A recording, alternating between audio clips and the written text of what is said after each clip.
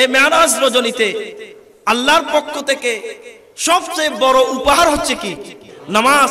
সেই নামাজ আমরা ছাড়তে পারবো না। আমার নবী বলেন, যে নামাজ তোমরা ছেড়ে দিচ্ছ উম্মত, এই নামাজ ফজরের 2 রাকাত সুন্নত হচ্ছে খায়রুম মিনাদ দুনিয়া ওয়া মা ফিহা, দুনিয়া এবং দুনিয়ার ভিতর যা কিছু আছে সব কিছু থেকে উত্তম হচ্ছে ফজরের 2 রাকাত সুন্নত। এই মাহফিলটা দুনিয়ার বাইরে নাকি ভিতরে? ভিতরে। এরকম একটি দুটি না, হাজার হাজার কোটি কোটি মাহফিল যদি এক পাল্লায় দেওয়া হয়, ফজরের নামাজের 2 রাকাত সুন্নত যদি আরেক পাল্লায় দেওয়া হয়, ফজরের নামাজের সুন্নতের পাল্লা বাড়ি হবে। সেজন্য আমি হুজুরকে বসায় রেখে এখানে আপনাদেরকে আমি একটি মেসেজ দিয়ে দিতে চাই, আপনারা মাহফিল করবেন, অবশ্যই ওরস শরীফ করবেন, ধর্মীয় অনুষ্ঠানগুলো করবেন, মাহফিল করবেন। মাহফিল থেকে আপনারা কিছু শিখে যাবেন। শিখতে না পারলে এই মাহফিলের কোনো সার্থকতা নাই। আনে ওয়ালা হে महबूब मेरा, आने वाला है महबूब मेरा, अर्श कुर्सी फरिश्तों सजाओ, सर्द कर दे जहन्नम की आतिशी और जन्नत को दुल्हन सजाओ, उम्मानी की घर कमली वाले सूत के जिब्रील आए और बोले ये हुक्म रब है, और बोले ये हुक्म रब है, अपनी महबूब को मेरे लाओ। আমি আপনাদের সকলকে আন্তরিক ধন্যবাদ এবং মোবারকবাদ জানাচ্ছি। বিশেষ করে হযরত আব্দুল করিম শাহ রহমাতুল্লাহ আলাইহি স্মৃতি সংসদের ভাইয়েরা, অনেকে আমাদের এই বাংলাদেশ সহ সারা বিশ্বে আজকে চতুর্দিকে অপসংস্কৃতির ছাইলা, ঠিক কিনা? চতুর্দিকে নাচ গান, আবার আপনাদের মতো অনেক যুবকরা ওরস নাম দিয়ে গান বাজানা করে, ঠিক কিনা? এগুলা কি ইসলাম সমর্থন করে? কখনো করে না। আল্লাহর ওলি কিভাবে হয়েছে? রিয়াজত করার মাধ্যমে। আল্লাহকে কত কষ্ট করে সন্তুষ্ট করেছেন, ওলি হয়েছেন। আজকে খাজা গরিবী নওয়াজের ফাতিহা শরীফ, এভাবে আপনাদের এলাকার সরতাজ হযরত আব্দুল করিম শাহ রহমাতুল্লাহ আলাইহি ওরস শরীফ, তিনাদের জীবনী যখন আপনি দেখবেন, তাহলে আপনি বুঝতে পারবেন আল্লাহর কোন ওলিরা এভাবে গান বাজনা করে, নাচানাচি করে আল্লাহর ওলি হয় নাই। ইসলামের দাওয়াত দিয়ে মানুষকে ভালো কাজের দিকে আহ্বান করে, রিয়াজত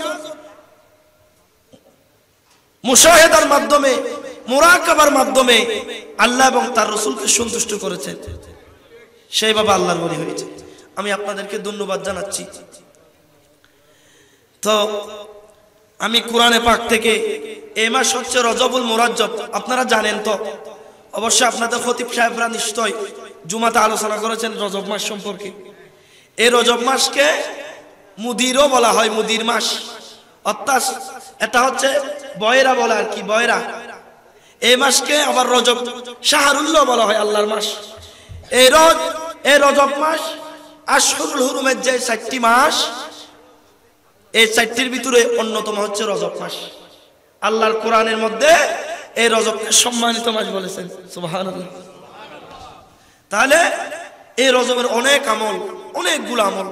আমি আবার জুমাত মসজিদে, আজকে জুমা পান না, এর আগের জুমাতে রজবের ফজিলত সম্পর্কে অনেকক্ষণ আলোচনা করেছিলাম। তো আমি আপনাদেরকে কয়েক মিনিট রজবের ফজিলত সম্পর্কে কথা বলবো। তারপর আজকে এই মাস যেহেতু আমার নবীর মেরাজের মাস, আমি সেদিকে যাব। আমি হুজুর আসার আগ পর্যন্ত ইনশাআল্লাহ আপনাদের নিয়ে থাকবো। এখন সাউন্ডের অবস্থা তো খারাপ, আমি তো বুধের কথা বলতে পারবো না। যাক, আল্লাহ যতটুকু নিয়ে যায় আপনাদের দোয়ার বরকতে। আপনারা সবাই থাকবেন তো শেষ পর্যন্ত। এই রজব মাসের অনেক ফজিলত রয়েছে। পবিত্র রজবুল মুআজ্জম মাস, শাহরুল্লাহ, আল্লাহর মাস। রজব নামে হাদিসে পাক আসছে, রজব নামে জান্নাতের মধ্যে একটি নদী আছে, নহর আছে। কি নাম? কি নাম? রজব। রজব রজব রজব মাসের নামে একটি নদী নহর কোথায় আছে? জান্নাতে। তো আমার নবী বলেন, যারা এই রজব মাসে একটি রোজা আদায় করবে তাদেরকে রব্বুল আলামিন কিয়ামতের ময়দানে জান্নাতের ওই নহর থেকে পানি পান করাবেন। সুবহানাল্লাহ। ওই নদীর পানিগুলো দুধের চেয়ে শুভ্র, মধুর চেয়ে মিষ্টি। সুবহানাল্লাহ। যদি সেগুলো আমরা একটু পান করতে পারি তাহলে আর পিপাসা লাগবে? পিপাসা লাগবার?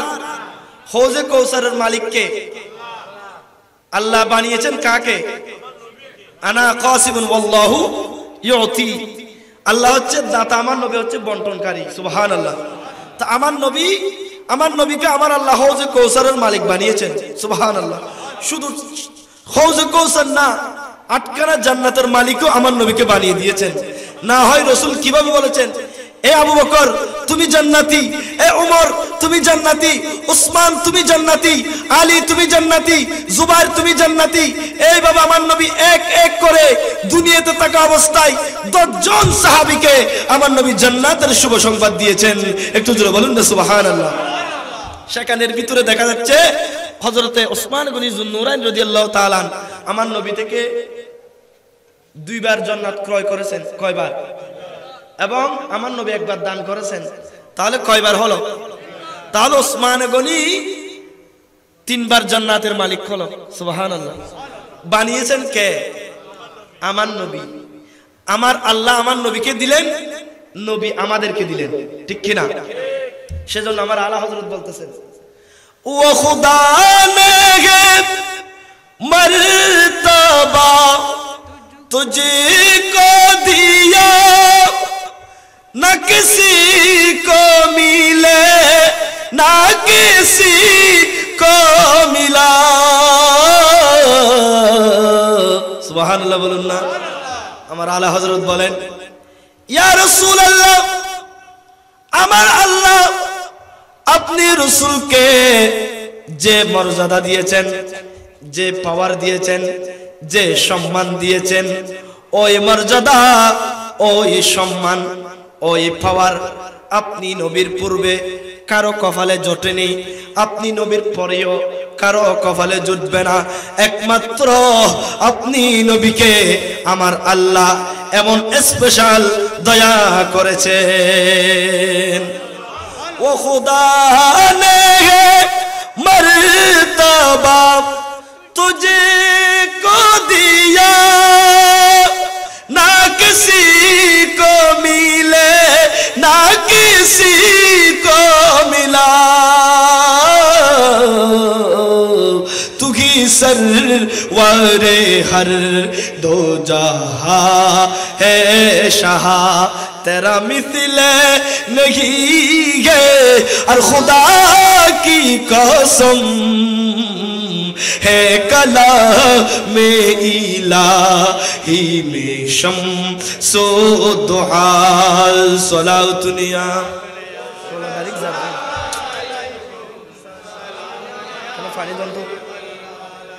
আমার নবী, সেই জন্য আমার আলা হযরত বলতেছেন, ইয়া রাসূলুল্লাহ, আল্লাহ আপনাকে এমন পাওয়ার দিয়েছেন, এমন মর্যাদা দিয়েছেন, যে মর্যাদা আপনার পূর্বে কাউকে দেয় নাই, আপনি নবীর পরেও কাকে দিবেন না। তার ভিতরে একটি মর্যাদা হচ্ছে এই রজব মাসের 26 তারিখ দিবাগত রাত্রিতে আমার নবীকে আমার আল্লাহ দুলহা বানিয়ে আমার নবীকে আমার আল্লাহ সাক্ষাৎ দিয়েছেন, মেরাজের দুলহা বানিয়েছেন। উচ্চ আওয়াজ বলুন সুবহানাল্লাহ। তাহলে আমার নবীকে আমার আল্লাহ কোথায় নিয়ে গেলেন? মেরাজে। কোথায় নিয়ে গেলেন? মেরাজে। আমার কথার লাইনে থাকতে হবে। আমার নবীকে আমার আল্লাহ বলেন, সুবহানাল্লাযী أسرى بعبده ليلا من المسجد الحرام إلى المسجد الأقصى الذي باركنا حوله لنريه من آياتنا إنه هو السميع البصير উচ্চ আওয়াজ বলুন সুবহানাল্লাহ তাআলা সুবহান সে সত্তা পবিত্র আল্লাযী যিনি আসরা সফর করিয়েছেন ভ্রমণ করিয়েছেন বেআবদিহি নিজ বান্দাকে আপন বান্দাকে নিজ বান্দাকে প্রিয় বান্দাকে লাইলাম মিনাল মসজিদিল হারামি ইলাল মসজিদিল আকসা রাত্রির কিছু অংশে মসজিদে হারাম থেকে মসজিদে আকসা পর্যন্ত উচ্চ আওয়াজ বলুন সুবহানাল্লাহ তাহলে আমার নবীকে আমার আল্লাহ মেরাজে নিয়ে গিয়েছিলেন আমি আস্তে আস্তে এই কিতাব থেকে পড়তেছিলাম এটি আরবি ভাষার কিতাব এটির নাম হচ্ছে আল ইসরা ওয়াল মিরাজ লিখেছেন ইমামে জালালউদ্দিন সুয়ুতি রাহমাতুল্লাহ আলাইহি একটু জোরে বলুন সুবহানাল্লাহ এখানে একেবারে যতগুলো মুতাওয়াতির ফজর হাদিসে পাক সবগুলো এখানে বুখারী শরীফ থেকে মুসলিম থেকে তিরমিজি শরীফ থেকে ইবনে মাজাহ থেকে আবু দাউদ শরীফ থেকে সমস্ত মুসনাদ আহমদ থেকে সমস্ত হাদিসের কিতাব থেকে যে হাদিসগুলো মুতাওয়াতির পর্যায়ের সবগুলো তিনি এখানে নোট করেছেন আল ইসরা ওয়াল মিরাজ আর আমাদের দেশে দেখবেন অনেক মানুষ আছে মেরাজকে কি করেন অস্বীকার করেন ঠিক কি না মেরাজ মানে না মেরাজ মানে না আমার নবী বর্ণনা দিচ্ছেন আমি ডাইরেক্ট আলোচনার দিকে চলে যাচ্ছি আমার নবী বলেন হযরত আনাস ইবনে মালিক রাদিয়াল্লাহু তাআলা এই হাদিস বর্ণনা করেছেন আল্লাহর নবী বলেন আমি যখন আমার চাচাতো বোন উম্মু হানির ঘরের মধ্যে শুয়েছিলাম তখন আমি নবী ঘুমাচ্ছিলাম আরাম করতেছিলাম ওই সময় জিবরিল আলাইহিস সালাম আমার ঘরের চাঁদকে ছিদ্র করে জিবরিল আলাইহিস সালাম আমি নবীর দরবারের মধ্যে তশরিফ আনলেন আমি নবীর দরবারের মধ্যে আসলেন এসে সালাম দিলেন আল্লাহ আপনাকে সালাম দিয়েছেন এইভাবে জিবরিল আলাইহিস সালাম অসংখ্য ফেরেশতা সহ নিয়ে আমার নবীর দরবারে আসলেন এসে বললেন ইয়া রাসূলুল্লাহ ইয়া হাবিবাল্লাহ আজকে রব্বুল আলামিন শুধু জান্নাত না খুদার খুদাই সাজিয়েছেন খুদার খুদাই আসমান জমিন লৌহ কলম চাঁদ সিতারা সবকিছু সাজিয়ে আপনি নবীকে দুলহা বানিয়ে আমার আল্লাহ ইচ্ছা মতো আপনি নবীকে দেখবেন উচ্চ আওয়াজ বলুন সুবহানাল্লাহ ওহিলা মক্কা আমার আলা হযরত বলেন কে মক্কি হুয়ে ওহিলা মক্কা के मुकी हुए सारे अरशत तनशी हुए वो नबी है जिससे कहे ये मौका वो खुदा है जिसका मौका नहीं वो कमाल हुस्न हुजूर है सलात नियाम কোম সালামুন ইয়া হাবিব জিবরিল আলাইহিস সালাম আমার নবীর দরবারের মধ্যে এসে নবীকে দুলহা বানিয়ে নিয়ে যাচ্ছিলেন বলে যে আসার সময় জিবরিল জান্নাত থেকে একটি বোরাক এনেছেন সুবহানাল্লাহ কি এনেছেন বোরাক জিবরিল রে বুরাকত কো रफ रबी आगी जाना सके अरबी उदुन मिन्नी हबीबी का है तेरे कुर्बे खुदा का क्या कहना ऐ अहमद मौसल नूरे खुदा तेरी जात सफा का क्या कहना सलाउतनिया কোম সালামুন ইয়া হাবিব জিবরিল বলেন জিবরিল আলাইহিস সালাম আমার নবীকে ঘুম থেকে তুলে নিয়ে যাচ্ছিলেন বুরাকে করে মসজিদে হারাম থেকে প্রথমে আমার নবীকে জিবরিল আমার নবীর বক্ষ বিদীর্ণ করলেন, জমজমের কূপের পানি দ্বারা নবীর কলব মোবারক ধৌত করলেন এবং জিবরিল আসার সময় বেহেশত থেকে স্বর্ণের তালি আনলেন। আমার নবী বলেন, আমি রাসূলকে যে জিবরিল আলাইহিস সালাম ওপেন হার্ট সার্জারি করতেছে, আমি নবী দেখে থাকলাম কি কি করতেছে। জিবরিল আলাইহিস সালাম বেহেশত থেকে আসার সময় একটি স্বর্ণের থালি আনলেন, ওই তালিতে আমি নবীর কলব মোবারক রাখলেন এবং আমি নবীর কলব মোবারকের মধ্যে আমি নবীর কলব মোবারক ধৌত করলেন। ধৌত করে জিবরিল আমাকে নিয়ে চললেন কোথায়? মসজিদে হারাম থেকে মসজিদে আকসার দিকে, ফিলিস্তিনের, যেটি এখন যে ফিলিস্তিনের মধ্যে, ফিলিস্তিনের রাজধানী ফিলিস্তিন হচ্ছে জেরুজালেমের, ফিলিস্তিনের মধ্যে ওই বাইতুল মুকদ্দাসের দিকে আমার নবী বলেন নিয়ে যাচ্ছেন। জিবরিল আলাইহিস সালাম যে বুরাক নিয়ে এসেছিল ওই বুরাকে আমি নবীকে সাওয়ারি করলেন, আমি উঠলাম। জিবরিল আমাকে নিয়ে গিয়ে আমি নবীকে ইলাল মসজিদুল হারামে, ইলাল মসজিদুল আকসা, বাইতুল মুকদ্দাসে নিয়ে গেলেন। আমি নবী দেখলাম ওখানে সমস্ত নবীরা আমি নবীর পিছনে 2 রাকাত নামাজ আদায় করার জন্য সমস্ত আম্বিয়া ইকরাম অপেক্ষা করতেছে। অপেক্ষা মান গভীর রাতে সবে নবী রাসূল, সুবহানাল্লাহ বলুন না। আমার নবী তো আফতাবে নবুয়ত, আমার নবী তো সমস্ত নবীদের সরদার, সেজন্য সমস্ত নবীরা মেরাজ রজনীতে আমার নবীর জন্য অপেক্ষা করেছিলেন। সুবহানাল্লাহ।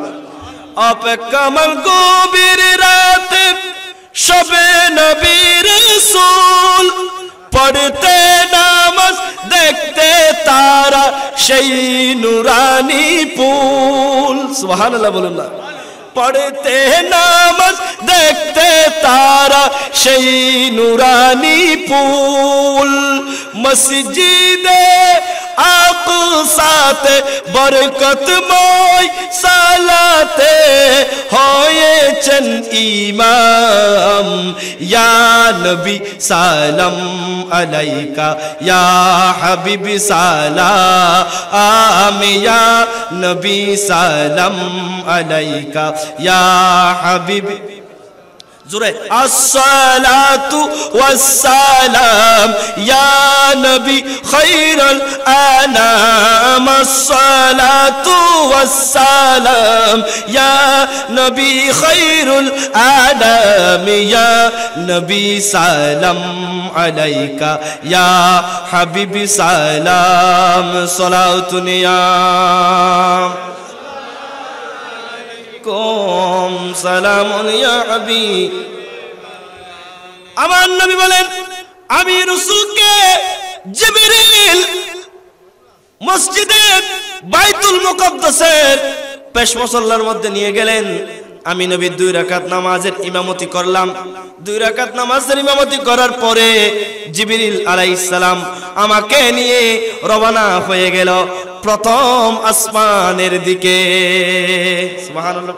এগুলো আমি নিজের পকেট থেকে বলতেছি না, হাদিস হযরত আনাস বিন মালিক রাদিয়াল্লাহু তাআলা বর্ণনা করেছেন। ইমাম জালালউদ্দিন সুয়ুতী রাহমাতুল্লাহ আলাইহি আল ইসরা ওয়াল মিরাজ কিতাবের ভিতরে নোট করেছেন। তিনি বলেন, আমি রাসূলকে যখন প্রথম আসমানের দিকে নিয়ে গেলেন, ইলাস সামাঈদ দুনিয়া, সামাঈ দুনিয়ার মধ্যে যখন আমি নবীকে নিয়ে গেলেন, তখন ফাস্তাফতাহ জিবরিল প্রথম আসমানের দুনিয়াবি আসমানের যে দরওয়াজা ছিল ওই দরওয়াজার মধ্যে যখন নক করলেন, তখন ওখান থেকে ফাকিলা মান আনতা, তুমি কে? তখন জিবরিল বলেন, ক্বালা জিবরাইল, আমি হচ্ছে জিবরিল। কিলা, বলা হলো, ওয়া মাকা, আপনার সাথে কে এসেছে? জিবরিল বলেন, ক্বালা মুহাম্মদ। উচ্চ আওয়াজ বলুন সুবহানাল্লাহ। এ আল্লাহর ফেরেশতারা, আমি জিবরাইলের সাথে যিনি এসেছেন তিনি অন্য কেউ নয়, তিনি নবীদের নবী, যিনি নবীদের সরদার। তিনাকে আমার আল্লাহ আজকে দাওয়াত দিয়েছেন। আসমান জমিন সবকিছু সাজিয়েছেন, জান্নাতকে সাজিয়েছেন, জাহান্নামের আগুন বন্ধ করে দিয়েছেন। ও আল্লাহর ফেরেশতারা, তোমরা তাড়াতাড়ি ওই নবীর জন্য আসমানের প্রথম আসমানের দরওয়াজা খুলে দাও। এভাবে আমার নবী যখন প্রথম আসমানে ঢুকলেন, দরওয়াজা খোলা হলো, তখন দেখতেছেন ওই প্রথম আসমানের মধ্যে আমাদের পিতা হযরতে সাইয়্যিদুনা আদম আলাইহিস সালাম। এভাবে প্রথম আসমান অতিক্রম করলেন, দ্বিতীয় আসমান অতিক্রম করলেন, তৃতীয় আসমান, চতুর্থ আসমান, পঞ্চম আসমান, ষষ্ঠ, সপ্তম, এইভাবে সিদরাতুল মুনতাহা লা মাকানে নিয়ে গেলেন। সেই জন্য আমার আলা হযরত বলেন ওহিলা মকা কে মকি হুবে সারে আরশ তখা तनशी हुए वो नबी है जिससे कहे ये मौका वो खुदा के जिसका मौका नहीं वो कमाल हुस्न हुजूर है सलाउतनिया সালামুন ইয়া হাবিবাল্লাহ। সংক্ষেপ কথা, আমার নবী মেরাজ থেকে আসার সময় আমাদের জন্য কি নিয়ে এসেছেন? কি নিয়ে এসেছেন আপনারা বলতে পারবেন? নবী মেরাজ থেকে আসার সময় আমাদের জন্য কি নিয়ে এসেছেন? কয় ওয়াক্ত? এখন মাহফিলে তো মানুষ একদম মাহফিলে ভরপুর, কিন্তু ফজর নামাজে মানুষ থাকবে? মানুষ পাওয়া যাবে ফজর নামাজে? তাহলে আমরা নবীর শিক্ষা এখনো গ্রহণ করতে পারি নাই। যে দিন থেকে নবী আমাদেরকে যে রাস্তা দেখিয়েছেন, নবী আমাদেরকে শরীয়তের মধ্যে যেটা নিষেধ করেছেন, যেটা করতে বলেছেন, আদেশ নিষেধ যতদিন পর্যন্ত আমরা মেনে চলবো না, ততদিন পর্যন্ত এরকম একটা দুইটা না, হাজার কোটি মাহফিল করলেও কোনো সার্থকতা নাই। কারণ নবী বলেন, হে আমার উম্মত, রাকাতুল ফজর খায়রুম মিনাদ দুনিয়া ওয়া মা ফিহা। আমার নবী বলেন, উম্মত, ফজরের নামাজের 2 রাকাত সুন্নতকে যদি এক পাল্লায় রাখা হয়, সারা পৃথিবী এবং পৃথিবীর মধ্যে যা কিছু আছে সমস্ত কিছু যদি আরেক পাল্লায় রাখা হয়, তাহলে ফজরের নামাজের 2 রাকাত সুন্নত কোটি কোটি গুণ ভারী হবে। তাহলে নামাজ পড়ার দরকার আছে কি নাই? আছে কি নাই? মেরাজ থেকে শিক্ষা গ্রহণ করতে হবে। 5 ওয়াক্ত নামাজ বা জামাত আদায় করতে হবে, নামাজ ছাড়া যাবে না।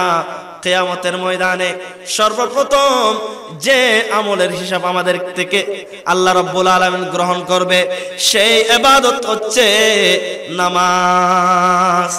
আপনারা নামাজ পড়বেন তো? পড়বেন তো নামাজ? আমি মেরাজের কথা সংক্ষিপ্ত করে নামাজের দিকে যাচ্ছি, কারণ মেরাজের 1 নম্বর সবক হচ্ছে কি? মেরাজের 1 নম্বর সবক কি? মেরাজের মাহফিল করলে হবে না, ওরস করলে হবে না, নামাজ পড়তে হবে, ঠিক কিনা? নামাজের পরে আর অন্য ইবাদত। আপনি ওরস করা মুস্তাহাব, মাহফিল করা মুস্তাহাব, সুন্নত এগুলা, কিন্তু নামাজ কি? নামাজ কি? নামাজ পড়তে হবে কিনা? পড়তে হলে আজ থেকে পড়বেন। মিশকাত শরীফ মুত্তাফাকুন আলাইহি, মিশকাত আছে হাদিসটি, বুখারী মুসলিমে হাদিসটি দেখা যাচ্ছে। আমার নবী সাহাবী হযরত ইবনে মাসউদ রাদিয়াল্লাহু তাআলা এই হাদিসটি বর্ণনা করেছেন। হযরত আব্দুল্লাহ ইবনে মাসউদ রাদিয়াল্লাহু তাআলা আমার নবীর দরবারের মধ্যে গেলেন, গিয়ে বললেন, ক্বালা সুইলতু নবী সাল্লাল্লাহু আলাইহি ওয়াসাল্লাম, ক্বালা সাআলতু নবী সাল্লাল্লাহু আলাইহি ওয়াসাল্লাম। আমি আব্দুল্লাহ ইবনে মাসউদ আমার নবীর দরবারে প্রশ্ন করলাম, আরজ করলাম, ইয়া রাসূলুল্লাহ, আইয়ুল আমালি আহাব্বু ইলাল্লাহি তাআলা। ইয়া রাসূলুল্লাহ, আল্লাহর দরবারে কোন আমলটি বেশি প্রিয়? আল্লাহর দরবারে কোন ইবাদতটি বেশি প্রিয়? তখন আমার নবী বলেন, ক্বালা আস-সালাতু লিওয়াক্তিহা। এ আব্দুল্লাহ বিন মাসউদ, রব্বুল আলামিনের কাছে যে আমল সবচেয়ে প্রিয়, সেই আমল হচ্ছে বান্দা ওয়াক্ত মতো নামাজ পড়া, ঠিক কিনা? ওয়াক্ত মতো কি পড়া? নামাজ পড়া। আব্দুল্লাহ বিন মাসউদ বলেন, কুলতু সুম্মা আইয়ু ইয়া রাসূলুল্লাহ, অতঃপর কি? ক্বালা বিররুল ওয়ালিদাইন। আমার নবী বলেন, এ আব্দুল্লাহ বিন মাসউদ, দ্বিতীয় নম্বর তুমি প্রশ্ন করেছো? দ্বিতীয় নম্বর আল্লাহর দরবারে কোন আমল প্রিয়? দ্বিতীয় নম্বর হচ্ছে আল্লাহর দরবারে প্রিয় আমল মা বাবার খেদমত করা। এখন ছেলে মেয়েরা মা বাবাকে বেশি কি দিচ্ছে? কষ্ট দিচ্ছে, ঠিক কিনা?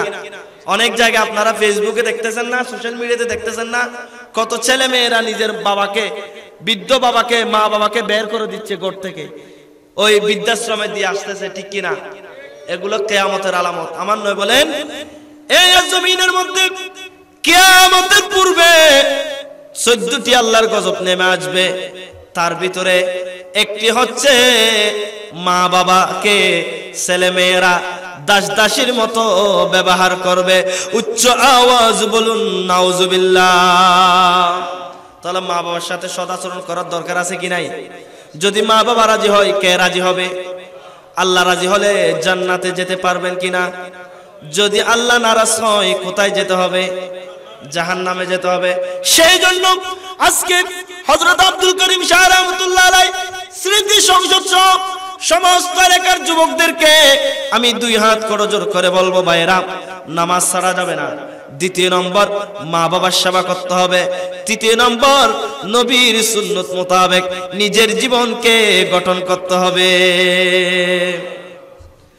है कलामे इलाही में शम्सु दुहा, है कलामे इलाही में शम्सु दुहा, तेरे चेहराए नूरे फज़ा की कसम, कसमे शबे तारों में राज़े ये था कि हबीब की जुल्फ़े दूता की कसम, है कलामे इलाही में शम्सु दुहा। सलातुनिया সালামুন ইয়া হাবিবাল্লাহ। এবার শুনুন, নামাজ আদায় করলে কি লাভ, না করলে কি ক্ষতি? আমার নবী হাদিস বর্ণনা করছেন, হযরত আনাস ইবনে মালিক রাদিয়াল্লাহু তাআলা হাদিস বর্ণনা করেছেন। আমার নবী বলেন, মান সাল্লাস সালাওয়াত লিওয়াক্তিহা ওয়া আসবাগা লাহা উদুআহা ওয়া আতাম্মা লাহা কিয়ামাহা ওয়া খুশুআহা ওয়া রুকুআহা ওয়া সুজুদাহা। আমার নবী বলেন, এই আমার উম্মতরা, আমার যে উম্মত ভালোভাবে উযু করবে, ভালোভাবে উযু সম্পাদন করবে। আমাদের দেশে অনেক মানুষ আছে, ডাক্তার হয়েছে, ইঞ্জিনিয়ার, লয়ার, মাস্টার হয়েছে, কিন্তু এখনো পর্যন্ত শুদ্ধ করে উযু করতে জানে না। আছে কি নাই? অনেক মানুষ আছে কি নাই? আমার নবী বলেন, আমার যে উম্মত সুন্দর করে উযু করবে, উযু পরিপূর্ণ করবে এবং তার নামাজ খুশু খুজু নিয়ে নামাজ আদায় করবে, কিয়ামাহা কিয়াম করবে, ও খুশুআহা ও রুকুআহা ও সুজুদাহা, সুন্দরভাবে রুকু এবং সিজদা সম্পাদন করবে। নবী বলেন, খারাজাত ওয়াহিয়া বাইদাউ মুসফিরাতুন, তার ওই নামাজ, সে যখন নামাজ থেকে ফারেক হবে, নামাজ থেকে বের হয়ে যাবে, তখন তার ওই নামাজ বলবে, তাকুলু হাফাজাকাল্লাহ, এ আল্লাহর বান্দা, আল্লাহ রব্বুল আলামিন তুমি নামাজি ব্যক্তিকে হেফাজত করো। নামাজে দোয়া করবে নামাজির জন্য, যদি সুন্দর করে নামাজ পড়তে জানেন। এ আল্লাহর বান্দা, তোমাকে আল্লাহ হেফাজত করুক। হাফাজাকাল্লাহ কামা হাফাজতানি, তুমি যেভাবে আমি নামাজকে হেফাজত করেছো, আমি নামাজকে তুমি যেভাবে সুন্দর রূপে, সুচারু রূপে তুমি রুকু করেছো, সিজদা করেছো, নামাজ আদায় করেছো, তুমি যেভাবে আমি নামাজকে হেফাজত করেছো, সেইভাবে আমার আল্লাহ তোমাকে জাহান্নামের আগুন থেকে হেফাজত করুক। উচ্চ আওয়াজ বলুন সুবহানাল্লাহ। তাহলে সুন্দরভাবে নামাজ পড়ার দরকার আছে কি নাই? আছে। দ্বিতীয় নম্বর, ওয়ামান সাল্লাহা লিগাইরি ওয়াক্তিহা, ওয়াক্তাহা ওয়ালাম ইউসবিগ লাহা উদুআহা ওয়ালাম ইউতিম্মু লাহা খুশুআহা ওয়ালা রুকুআহা ওয়ালা সুজুদাহা। আমার নবী বলেন খরাজাত ওয়া হিয়া সাউদাউ মুজলিমাতুন। আর যে ব্যক্তি সুন্দর করে ওযু করবে না, শুদ্ধ করে ওযু করতে জানে না, যে ব্যক্তি শুদ্ধ করে নামাজ পড়তে জানে না, শুদ্ধ করে রুকু সিজদা আদায় করে না, ওই ব্যক্তির নামাজ, ওই ব্যক্তি যখন নামাজ থেকে ফারেক হবে, যখন বের হবে, তখন ওই নামাজগুলো অন্ধকার হয়ে যাবে, ওই নামাজগুলো অন্ধকার হয়ে যাবে, অন্ধকার হয়ে ওই নামাজ তার জন্য বদদুয়া করবে। কি বলবে? নবী বলেন তাকুলু দাইয়াকাল্লাহু কামা দাইয়াতানি। এ আল্লাহর বান্দা, তুমি যেভাবে আমি নামাজকে নষ্ট করেছো, আমি নামাজকে তুমি যেভাবে শুদ্ধ রূপে আদায় করো নাই, তুমি যেভাবে আমি নামাজকে নষ্ট করেছো, আমার আল্লাহ তোমাকে ধ্বংস করে দিক। উচ্চ আওয়াজ বলুন নাউজুবিল্লাহ। তাহলে আমরা নামাজ পড়ি জান্নাতে যাওয়ার জন্য নাকি জাহান্নামে যাওয়ার জন্য?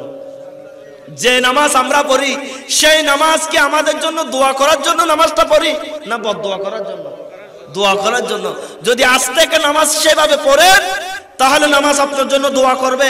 আর যদি আপনি নামাজকে যদি পরিপূর্ণরূপে আদায় না করেন তাহলে নামাজ আপনার জন্য কি করবে? বদদোয়া করবে। বাজি নামাজ পড়তে অনেক সেনসিটিভ। নামাজ পড়ার সময় অনেক মানুষ আছে দুইটা পা তুলে ফেলে, সিজদা যাওয়ার সময় দুইটা পা কি করে? তুলে ফেলে। নামাজ হবে না। সিজদার মধ্যে 3টা আঙ্গুল মাটিতে লাগানো ওয়াজিব। কয়টি? 3টা আঙ্গুল মাটিতে লাগা কি? অন্তত একটি লাগতে হবে। কয়টি? একটি হলেও লাগতে হবে। কিন্তু অনেক মানুষের আঙ্গুল কি করে? 2 পা তুলে নেয়। তার নামাজ হবে? কিন্তু আমরা তো সেই শিক্ষা ছেলে মেয়েদেরকে দিই নাই। দিয়েছি? দিনে আমরা ছেলে মেয়েদেরকে পড়াই স্কুলে, কলেজে, কেজিতে, ইউনিভার্সিটিতে, সব এদিকে ঢুকতেছে। তুই আমার নবী যে বলেছেন তলাবুল ইলমে ফরিদাতুন আলা কুল্লি মুসলিমিন ওয়া মুসলিমাতিন, প্রত্যেক নরনারীর উপর দ্বীনের জ্ঞান, ধর্মের জ্ঞান অর্জন করা কি ফরজ। তো সেই ফরজ আপনি আদায় করেছেন? আরেকটি হাদিস শুনুন। আল্লাহর নবী বলেন কুল্লু মাউলুদিন ইউলাদু আলাল ফিতরাতে। এ আমার উম্মত, সমস্ত আদম সন্তান ফিতরতে ইসলামের উপর জন্মগ্রহণ করে। কিসের উপর? ইসলামের উপর। সমস্ত আদম সন্তান কিসের উপর জন্মগ্রহণ করে? ইসলামের উপর। সমস্ত আদম সন্তান ইসলামের উপর জন্মগ্রহণ করে। ফাবওয়াহু ইউহাউদানিহি আও ইউনাসসিরানিহি আও ইমাজ্জিসানিহি। যার মা বাবা ইহুদি, তাকে ইহুদি ধর্মের শিক্ষা দিয়ে ইহুদি বানিয়ে নেয়। যার মা বাবা নাসারা, তাকে নাসারা ধর্মের শিক্ষা দিয়ে নাসারা বানিয়ে নেয়। যার মা বাবা অগ্নি পূজক, তাকে অগ্নি পূজার শিক্ষা দিয়ে অগ্নি পূজক বানিয়ে নেয়। কিন্তু আপনার বাবা তো ইহুদি না, আপনার বাবা তো নাসারা না, আমার বাবা তো ইহুদি নাসারা না, অগ্নি পূজক না। ও মুসলমান ভাইরা, খাগড়িয়ার ভাইরা, আপনার বাবা তো মুসলমান, আপনার বাবা তো ঈমানদার, কিন্তু আপনি মুসলমান হওয়া সত্ত্বেও আপনার ছেলেকে আপনি বুকে হাত দিয়ে বলেন, আপনার ছেলেকে কয়বার বলেছেন নামাজ পড়ার জন্য? আপনার ছেলেকে সত্যি কি আপনি ইসলামের শিক্ষা দিয়েছেন? এরকম কি কয়জন বলতে পারবে?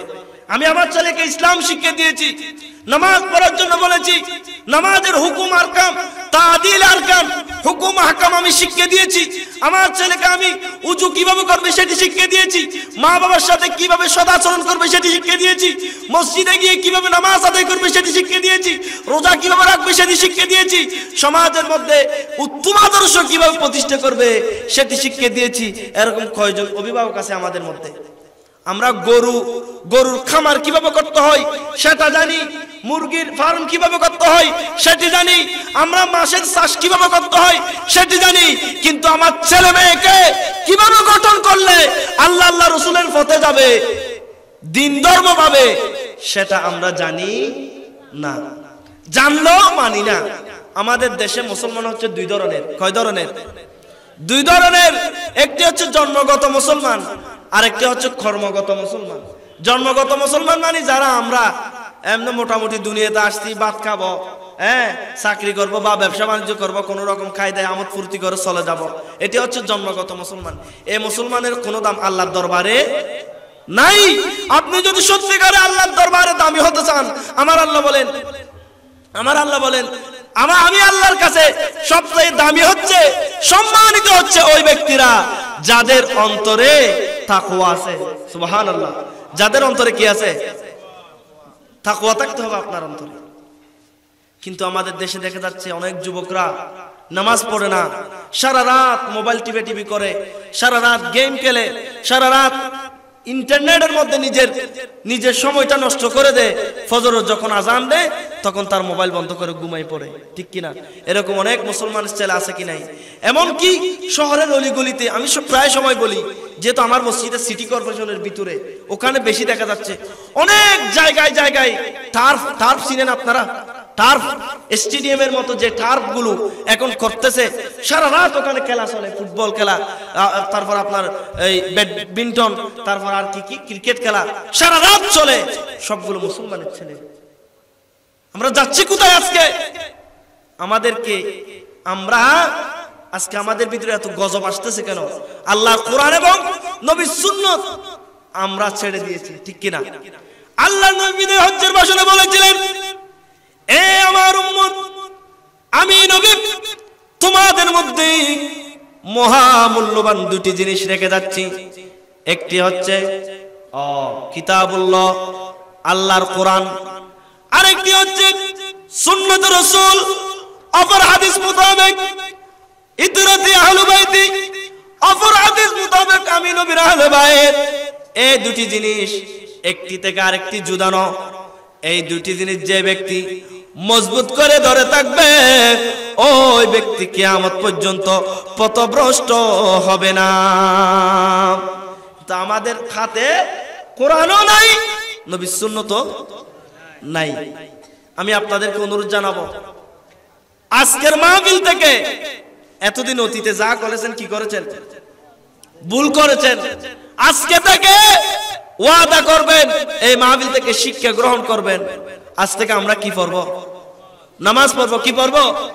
সবাই বলেন কি পড়বো? এখন আপনারা রাগ করতেছেন, কথা বলতেছেন না। নামাজের ওয়াজ কেন করতেছে? সুন্দর সুন্দর নাত পড়েন না। নামাজের ওয়াজ করতে হবে এখন সমাজের মধ্যে। বেনামাজির সংখ্যা বাড়তেছে। আরে বাবা, মাহফিল তো প্রতিদিনে হচ্ছে, হাজার হাজার মাহফিল হচ্ছে, কিন্তু হেদায়েত মানুষ হচ্ছে? নামাজ কি বাড়তেছে নাকি কমতেছে? তো এতগুলো মাহফিল হওয়া সত্ত্বেও নামাজই বাড়তেছে না কেন? তাহলে বোঝা যাচ্ছে আমাদের মাহফিল গুলো হেদায়েত শূন্য। মাহফিল থেকে হেদায়েত হতে হবে। গতানুগতিক মাহফিল গুলো করে সারা রাত মাহফিল করেছেন, ফজর নামাজটাই পড়েন নাই, এই মাহফিলের কোনো দাম নাই। খবরস্থানে যেতে হবে, সবাইকে যেতে হবে, হবে কিনা সবাইকে? আপনার দাদা কোথায়, নানা কোথায়, অনেকের বাবা কোথায়? খবরস্থানে। কিন্তু কোনদিন খবরের খবর নিয়েছেন? নেন নাই। আল্লাহর নবী বলেন, এ আমার উম্মত, যে কবর তোমরা দেখতেছ, এই কবরের অবস্থা কয় ধরনের? কয় ধরনের? দুই ধরনের।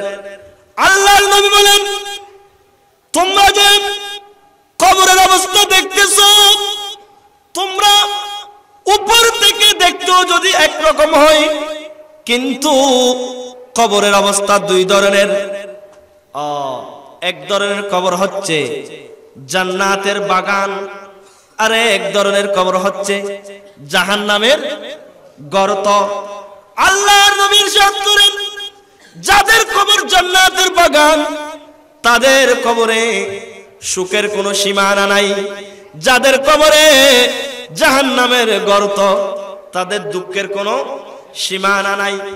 ও হাগুরিয়াবাসী, আপনাদের এলাকার অনেক কবরস্থান আছে।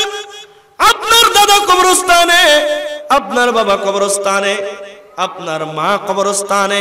কোনদিন কি খবর নিয়েছেন? ও আমার মেহেরবান বাবা, তুমি অন্ধকার কবরে কোন অবস্থায় আছো, এরকম খবর নেন নাই। অনেক ছেলেরা আছে মৃত্যুবরণ করার পর থেকে অনেক যুগ যুগ চলে যাচ্ছে, কোনদিন জিয়ারত করার জন্য ওই বাবার কবরস্থানে যায় নাই। এরকম আছে কি নাই? ওই কবরের অবস্থা দুই ধরনের, হয়তো জান্নাতের বাগান, নয়তো জাহান্নামের গর্ত, জাহান্নামের গর্ত। যদি জান্নাতের বাগানে থাকতে চান, নবী যে আদেশ দিয়েছেন 5 ওয়াক্ত নামাজ পড়তে বলেছেন সেগুলো পড়তে হবে, শরীয়ত যা আদেশ দিয়েছেন ওই আদেশ পালন করতে হবে, শরীয়তে যা নিষেধ করেছেন তার থেকে বেঁচে থাকতে হবে। সেই জন্য আমার আলা হযরত সবসময় নবীর গোলামির মধ্যে থাকতেন। আমার আলা হযরত বলেন, ইয়া রাসূলুল্লাহ, আমি আহমদ রাজা তো গুনাহগার, অপরাধী, পাপী, কিয়ামতের ময়দানে আপনি নবী ছাড়া কোনো উপায় নাই। তো নবীর সাথে যেতে হলে আপনাকে নবীর আদেশ পালন করতে হবে না? হবে কিনা? আমার আলা হযরত বলেন, চমক তুঝসে পাতে হ্যায় সব পানে ওয়ালে, জোরে চমক তুঝসে পাতে হ্যায় সব পানে ওয়ালে, মেরা দিল भी चमका दे चमकाने वाले। मैं मुजरिम हो आका मुझे साथ ले लो, के रास्ते में है जा बजाने वाले। আমার হযরত বলেন, ইয়া রাসূলুল্লাহ, ইয়া হাবিবাল্লাহ, আমি তো অপরাধী, আমি তো গুনাহগার, আমি তো মুজরিম, আমি তো অপরাধী। কিয়ামতের ময়দানে অনেক পুলিশ, থানাওয়ালা মানে পুলিশ, অনেক পুলিশেরা হ্যান্ডকাপ নিয়ে দাঁড়িয়ে থাকবে।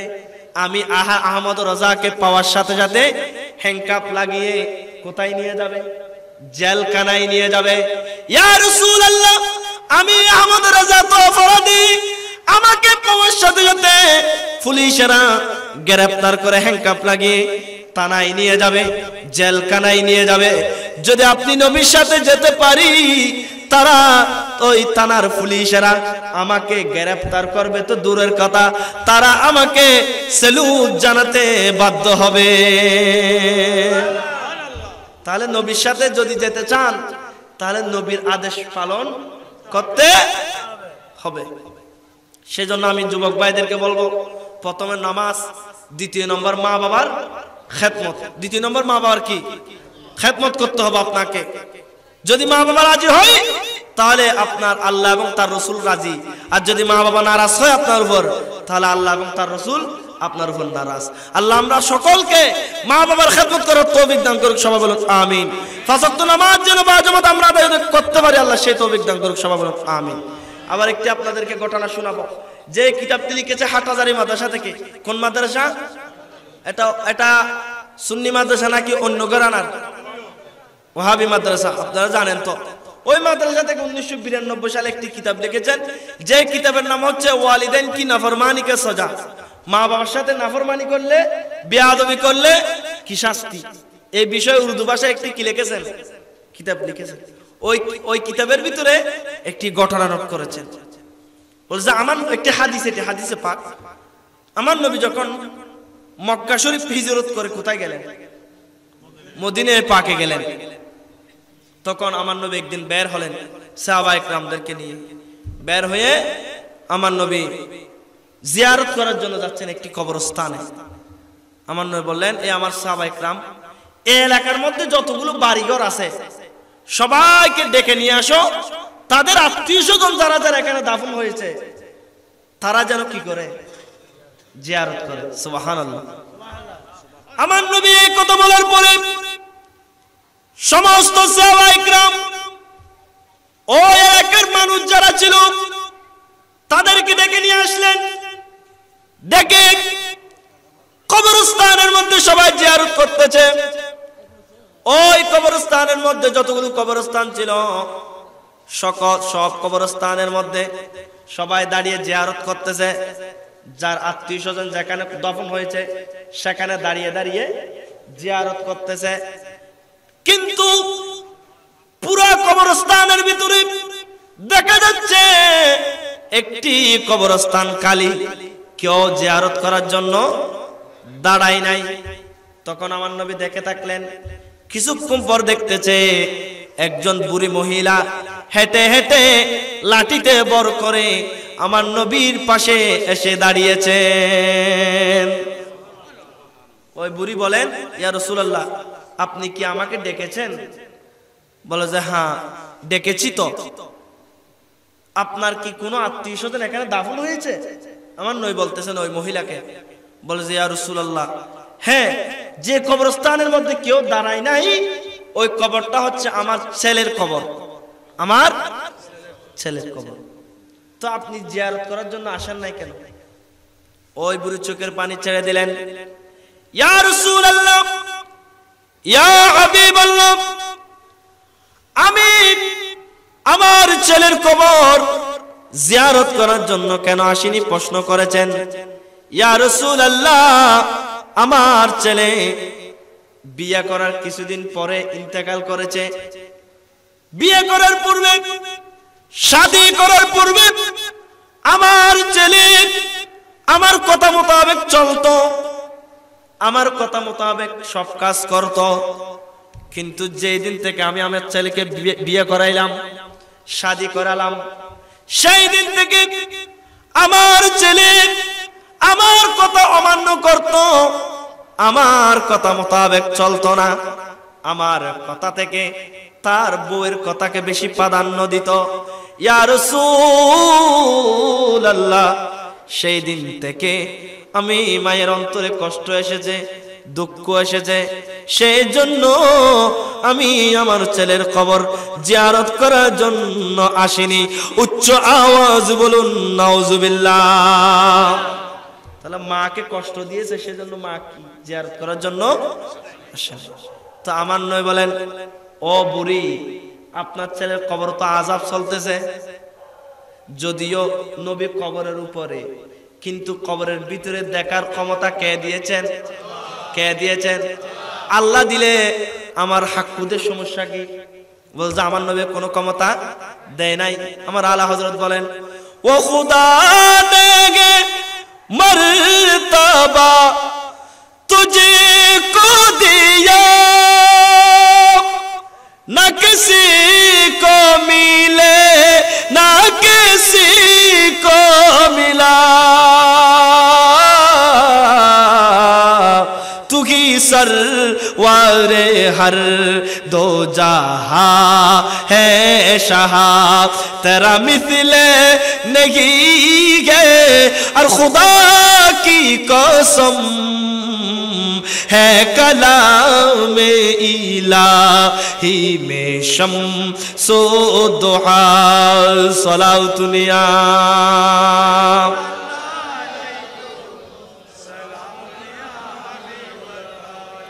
তাহলে আমার নবীকে আল্লাহ কি দিয়েছেন? ক্ষমতা দিয়েছেন, পাওয়ার দিয়েছেন।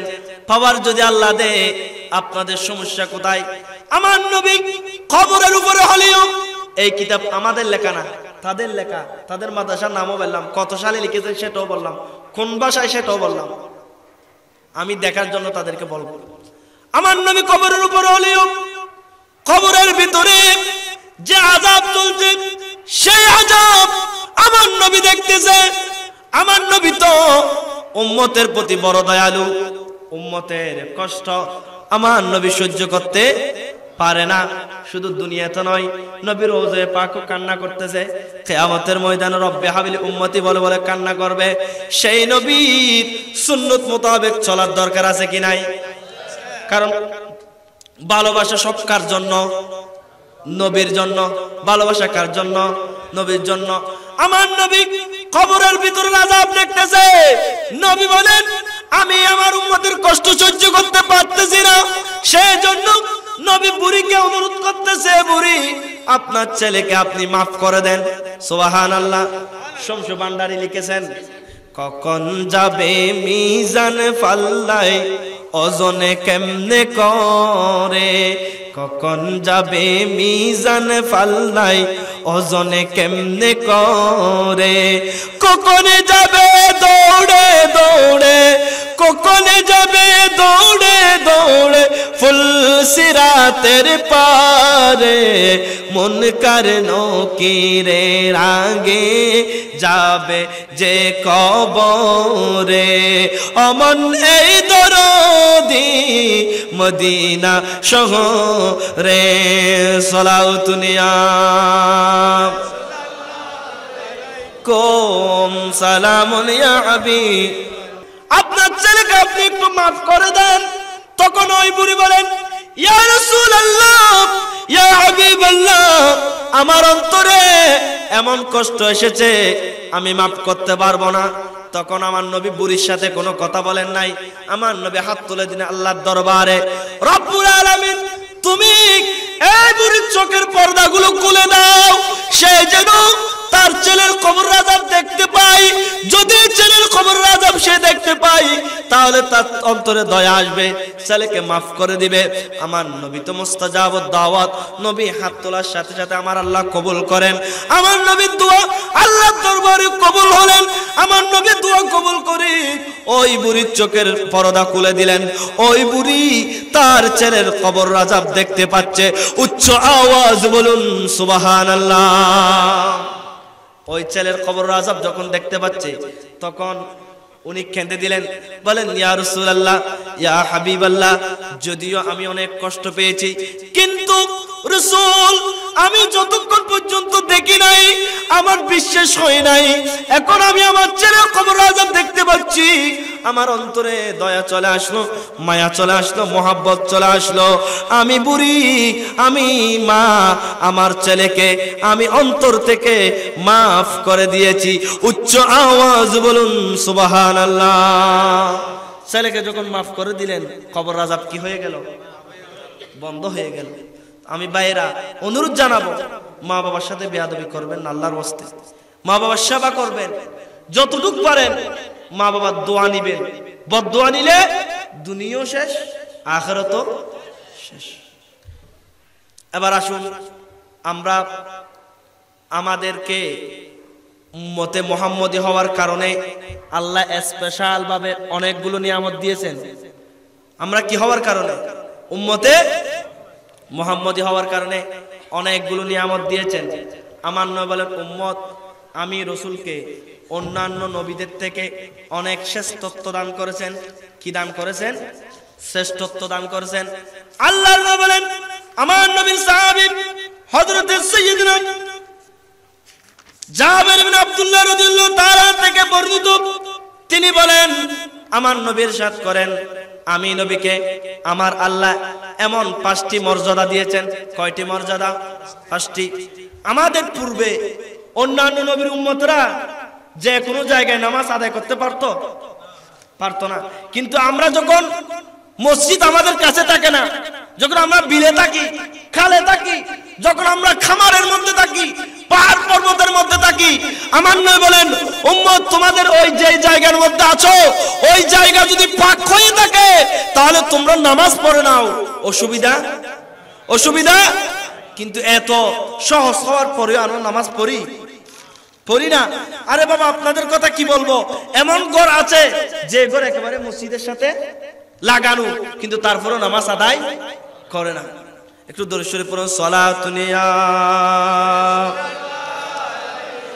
সালামুন ইয়া হাবিবাল্লাহ, ইয়া নবী সালাম আলাইকা, ইয়া হাবিব সালাম, ইয়া নবী সালাম আলাইকা, ইয়া হাবিব আসসালাতু ওয়াসসালাম, ইয়া নবী খায়রুল আনাম, আসসালাতু জোরে লাম, ইয়া নবী খায়রুল আনাম, ইয়া নবী সালাম আলাইকা, ইয়া হাবিব সালাম, ইয়া নবী সালাম আলাইকা, ইয়া হাবিব।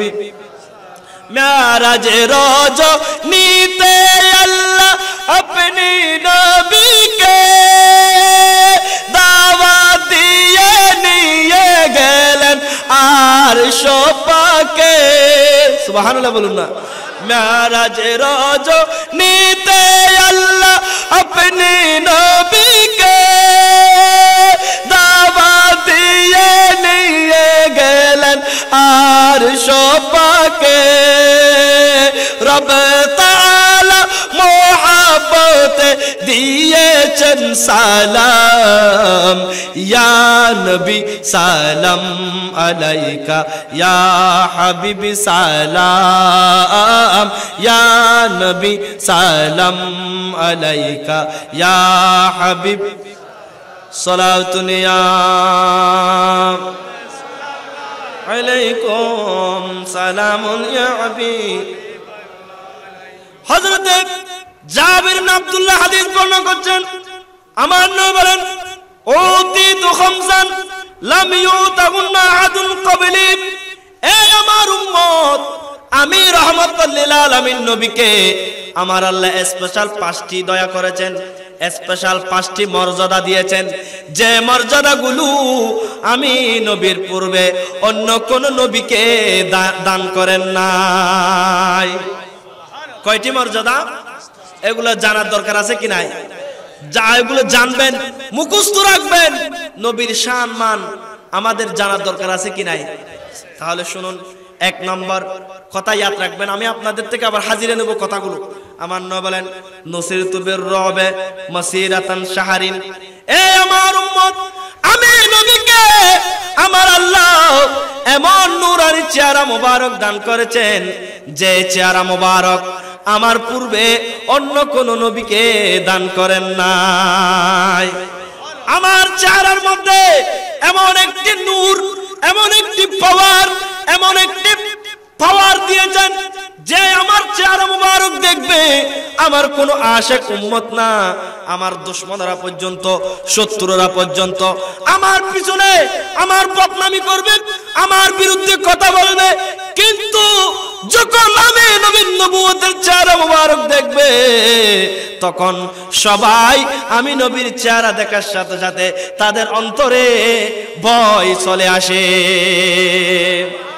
এরকম মক্কার হাজার হাজার কাফেরেরা নবীর বিরুদ্ধে ষড়যন্ত্র করেছেন কিনা? করেছে কিনা? কিন্তু সফল হয়েছে? হয় নাই। কারণ নবীর চেহারা মুবারক এমন চেহারা, মনে দেখলেও ভয় চলে আসে। তো ওই ভয় কতদিন থাকে? আমার নবী বলেন মাসিরাতা শাহরিন, দীর্ঘ 1 মাস তাদের অন্তরে ভয় থাকে। সেই জন্য আমি নবীর কোনো ক্ষতি করতে পারে না। 2 নম্বর, ওয়াজুইলাত লিয়াল আরদু মাসজিদাও ওয়া তাহুরা। সুবহানাল্লাহ বলুন না। আমি নবীর কারণে আল্লাহ পৃথিবীর জমিনকে মসজিদ বানিয়ে দিয়েছেন।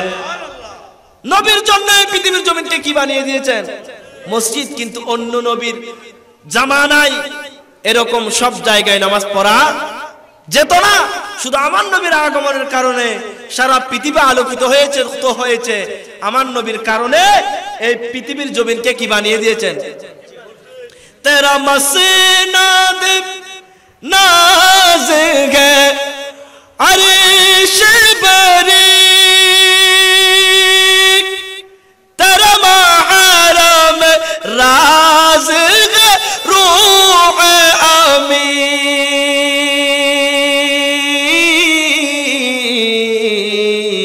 के कलाम मजीद ने का ये शहा के कलाम मजीद ने का ये शहा तेरे शहरो कलामो बका की कसम है कलाम इलाही में शम्सो दुहा सलातुनिया